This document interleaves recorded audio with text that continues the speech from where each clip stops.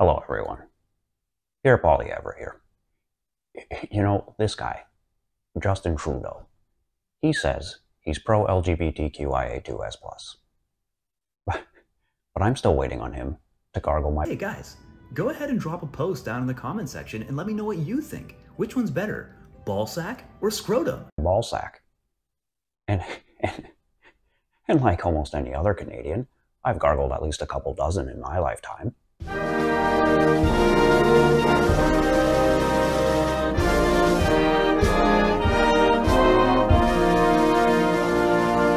Hey guys, welcome back to episode 3. I'm really excited to talk about what I was up to this week, all the work that I got done, games looking ultra sick.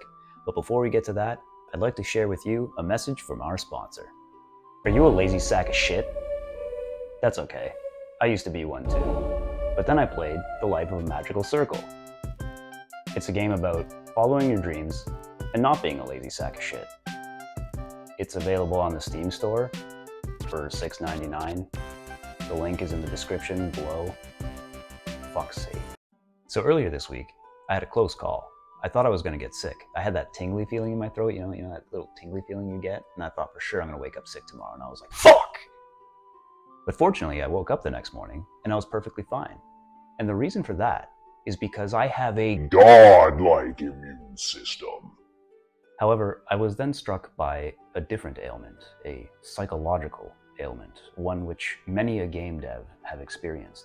It's called not being able to stay focused on one game project. Now, don't worry, I still worked on my samurai game full time, but I was inspired to start working on a second project as well.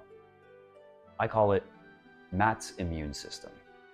The way this game works is you kind of just sit there, and slowly over time, a variety of pathogens, viruses, and bacteria crawl their way onto the screen. And eventually, whenever you're ready, there's a button at the bottom of the screen that you can click that says, Activate Matt's Immune System. And you click that button, and all the viruses are instantly obliterated, and you automatically win the game. All right, let's go ahead and take a look at what I worked on this week.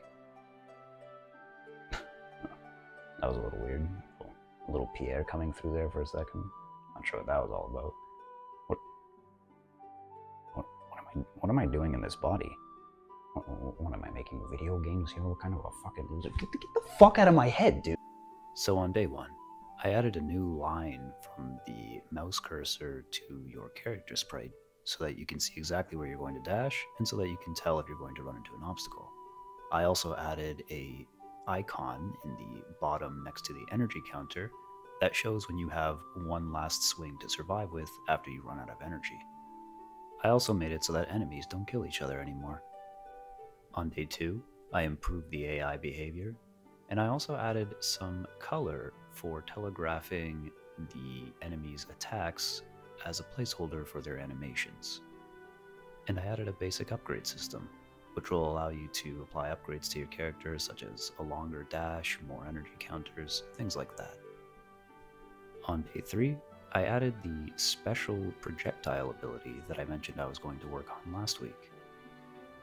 I also made a few more AI improvements, and I made a complete gameplay loop where you can select upgrades in between each round. The final version of the game is not going to work like this. You're not going to just be playing through rounds and then selecting upgrades. There's going to be a narrative and stuff like that, but this is just for prototyping and balancing and perfecting the combat, and to have a demo ready as soon as possible for marketing purposes. On day 4, I added the slow-mo dash special ability that I also mentioned last week, and the ability to swap between these abilities. I also made one very big change here, where I decided that the player's energy was no longer going to recharge by default. Instead, it can only be recharged by successfully killing the enemies. That way, the tension in the game will stay about as high as a heroin addict who's starting to run low on his stash.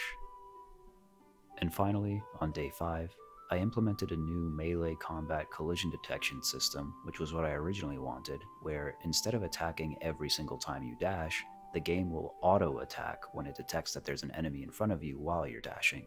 If there is no enemy, it won't attack at all, so it looks cooler and more appropriate. I also added a third special ability that I call the Smoke Bomb. which you can see in action here. Still a bit of a rough prototype. I have some very cool ideas for the visual effects, but there it is. So there you go. That's everything that I worked on last week. This next week, I'm pretty excited. I think one of the first things I'm going to do is I'm going to be gathering all the information and resources I need to bring on my musician and artist and sound effects person to start bringing them in on the project. I want to add 2 more special abilities to the game. Currently, we've got the Shuriken. We've got your slow-mo dash ability. And we've got the smoke bomb ability. So, what are the next 2 abilities going to be? I have no idea. But I know for sure that I want 5 abilities. Why 5? Why did Michelangelo sculpt David? And hopefully I'll have enough time to continue expanding on the AI. I want to make them smarter. I want to add a greater variety in the enemy types. And maybe I'll even manage to get to the first boss fight. I'll have to see. Well, that's it for this week. Thanks for watching. As usual, please like and subscribe. Follow me on social media. Buy my first game. And make sure that you go out and vote in the next Canadian federal election so we can bring common sense back to Canada. Just shut the fuck up!